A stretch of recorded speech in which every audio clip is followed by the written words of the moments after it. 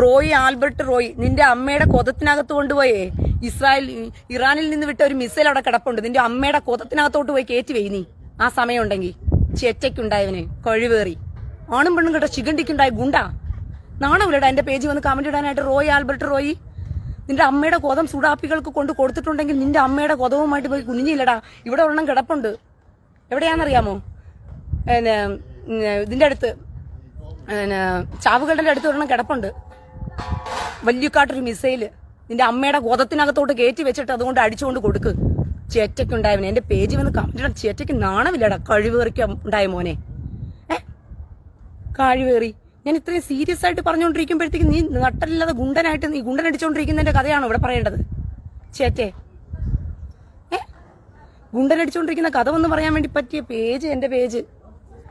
ഞാൻ സീരിയസ് ആയിട്ടുള്ള കാര്യം പറഞ്ഞുകൊണ്ടിരിക്കുമ്പോഴത്തേക്കും അവൻ ഗുണ്ടനടിയുടെ കഥയാ പറഞ്ഞുകൊണ്ടിരിക്കുന്നത്. വിഷമം കുത്താതെ. നിന്റെ അമ്മയ്ക്ക് കൊതം കൊടുത്ത് ഗുണ്ടി അടിച്ചോണ്ടിരിക്കുന്നത് കൊണ്ട് ഞാൻ പറയുന്നത് നിന്റെ അമ്മയ്ക്ക് വിഷമമാകും. ചേറ്റേ,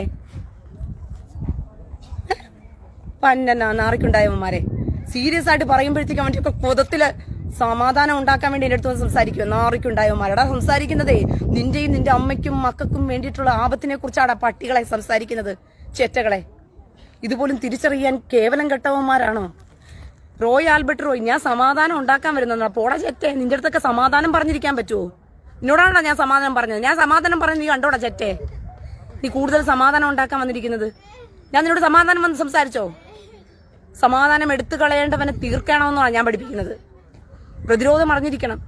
നിന്നെ ഏത് വിധത്തിലാണ് നിന്നോടൊക്കെ അനാവശ്യം പെരുമാറുന്ന അവന്മാരെ തിരിച്ച് പ്രതിരോധിക്കാനുള്ള ശക്തിയും കരുതും ആർജിച്ചിരിക്കണമെന്നാണ് ഞാൻ പറയുന്നത്. സമാധാനം ഉണ്ടാക്കുന്ന കൊതത്തിൽ വർത്തമാനവും പറഞ്ഞു വന്നിരിക്കുന്നു. ചേറ്റ ഇറങ്ങിപ്പോടാ പട്ടി. എന്റെ പേജിൽ നിന്ന് ഗുണ്ടന്മാർക്കുള്ളതാണോ എന്റെ പേജ്? സമാധാനം പറയാൻ വന്നേന്ന്. പിന്നെ എനിക്കതാ ജോലി, സമാധാനം പറയുന്നത്.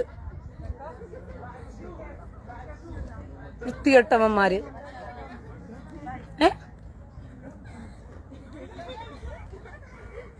ഇവിടെ സീരിയസ് ആയിട്ട് കാര്യം പറയുമ്പോൾ ഇതുപോലെ കൊതം കൊടുക്കാനിരിക്കുന്ന കുറെ ഗുണ്ടന്മാരും ഗുണ്ടന്മാരുടെ അമ്മയും പെങ്ങളുമാരും ഇരിക്കുന്നത് കൊണ്ടാണ് നമ്മുടെ നാട് കയറി തീവ്രവാദികൾ തിന്നു തൊലയ്ക്കുന്നത്. തിരിച്ചു ചോദിക്കാനുള്ള ഓരോത്തിനും നട്ടലില്ലാത്ത ഗുണ്ടന്മാർ വന്നത് എന്റെ പേരിനകത്തിലായി ഡയലോഗ് ഇട്ട് തള്ളിമറിക്കുക.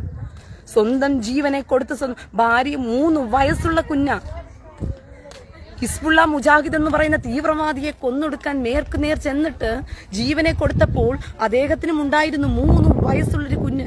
ഈ ഗുണ്ടനെ പോലെയൊക്കെ ചിന്തിച്ചിരുന്നെങ്കിൽ എന്തുവായിരുന്നു എന്റെ അവസ്ഥ? എടാ ചെറ്റകളെ, ഈ ഗുണ്ടനെ പോലെയൊക്കെ നിന്റെയൊക്കെ നാട്ടിൽ ആർമിയായിട്ട് പണിയെടുക്കുന്ന, കാശ്മീരിലും തീവ്രവാദികളെ നേരിടാൻ വേണ്ടി പണിയെടുക്കുന്ന ആർമികൾ ഗുണ്ടന്മാരെ പോലെ നിന്നെപ്പോലെ കഴിവേറുകളായിട്ട് ചിന്തിച്ചിരുന്നെങ്കിൽ, ആയുധം കയ്യിലെടുക്കാതെ അവർ മിണ്ടാതിരുന്നിരുന്നെങ്കിൽ നീയൊക്കെ സമാധാനത്തോടെ നാട്ടിൽ കിടന്ന് ഉറങ്ങുവോടാ ചെറ്റകളെ. എടാ വിവരം കെട്ടവന്മാരെ, നീയൊക്കെ സമാധാനത്തോടെ നാട്ടിൽ കിടന്ന് ഉറങ്ങുമോ? കൊന്നൊടുക്കത്തില്ലേ നിന്നെയൊക്കെ ഇവന്മാര്?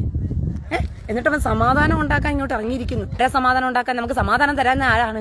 ഇസ്രായേൽ ഇത്രയും വർഷമായി ഇവർ വന്ന് താമസിക്കാൻ തുടങ്ങിയിട്ട് വില കൊടുത്ത് വാങ്ങിച്ച ഭൂമിക്കകത്ത് ഇതുവരെയും സമാധാനത്തോടെ ജീവിക്കാൻ ആ ജനത്തെ സമ്മതിക്കാതെ 24 മണിക്കൂറും ചൊറിഞ്ഞ് ആ ജനതയെ അടിച്ചോണ്ടിരിക്കുന്നവന്മാർ ഈ ജനത്തിന് സമാധാനം കൊടുക്കുന്നുണ്ടോ?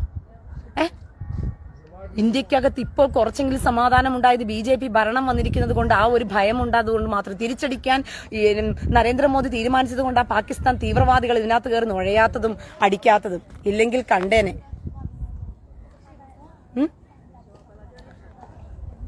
എത്രത്തോളം സീരിയസ് ആയിട്ടാ പറഞ്ഞുകൊണ്ടിരിക്കുന്നത്. കേവലം ഒരു ഇന്ത്യ എന്ന് പറയുന്ന മഹാരാജ്യത്തിൽ 120 കോടി 140ഓളം കോടി ജനം വരുന്ന ഈ ജനത്തിന്റെ സംരക്ഷണത്തിന് വേണ്ടിയിട്ട് സ്വന്തം ജീവനെ വകവെക്കാതെ പോരാടുന്ന ആർമിക്കുള്ള തന്റെ ഇടത്തിന്റെ ഒരു അംശം പോലും ഇല്ലേടാ ചെറ്റകളെ നിനക്കൊക്കെ.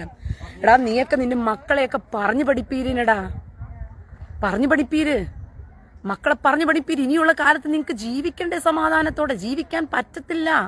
ഇനി സമാധാനം തരില്ല നിങ്ങൾക്ക് ഒരുത്തനും. നമ്മന്റെ മതത്തിന്റെ ആൾക്കാരുടെ പേര് കണ്ടാൽ മാത്രം പുളകം കൊള്ളുന്ന ക്രിസ്ത്യാനിയും ഹിന്ദുവുമാ. നിങ്ങൾ ഇന്ന് സോഷ്യൽ മീഡിയ കയറി നോക്ക്. മനാഫിക്കയ്ക്ക് ഇതുവരെയ്ക്കും ഇല്ലാത്ത ഒരു പ്രത്യേക സ്നേഹവും ഒരു പേരിൽ മാത്രം തുടങ്ങിയിരിക്കുന്ന സ്നേഹത്തിൽ ഇറങ്ങിയിരിക്കുക മനാഫിക്ക. അർജുൻ എന്ന് പറയുന്ന ലോറി ഡ്രൈവർ എന്തുവാ ദാരുണ്യ മരണം സംഭവിച്ചു. അന്ന് തുടങ്ങിയതാ മനാഫിക്കയുടെ തലയിൽ തൂക്കി, നന്മ മരത്തെ തൂക്കി തലയിൽ വെക്കാൻ തുടങ്ങി. എന്തുകൊണ്ടാ? പേര് മനാഫ് എന്നായിപ്പോയി. ഇത് വേറെ വല്ല ജസ്റ്റിനോ ആൽബർട്ടോ വല്ല അയ്യപ്പനോ വല്ല ആയിരുന്നെങ്കിലോ ഒരുത്തനും തിരിഞ്ഞു നോക്കാനുണ്ടാകത്തില്ല. നന്മ മരത്തെ തൂക്കി അങ്ങനെ അലയി വെക്കാൻ വേണ്ടി ഇതാണാടാ നാട് ഊളകളെ. ഒരുത്തന്റെ പേര് നോക്കി അവന്റെ പ്രൊഫൈലിനകത്തും അവന്റെ പേജിനകത്തും ക്രിസ്ത്യാനിയും ഹിന്ദുവുമായ ഊളകൾ പോലും കേറി ഇറങ്ങി നരങ്ങിയിട്ടാ മനാഫിക്കായി തലയെ തൂക്കി വെക്കുന്നത്. പക്ഷെ നിന്റെയൊക്കെ പേര് വന്നു കഴിഞ്ഞാലുണ്ടല്ലോ, അയ്യപ്പന്റെ പേരിലോ തിരിഞ്ഞു പോലും ഒരുത്തനും നോക്കത്തില്ല, ഒരു ലൈക്ക് പോലും നിനക്കൊന്നും തരത്തില്ല. ഇനിയെങ്കിലും മനസ്സിലാക്കടാ ഊളകളെ. നിന്നോടൊക്കെ എത്രയാടാ ഞാൻ പറയേണ്ടത്?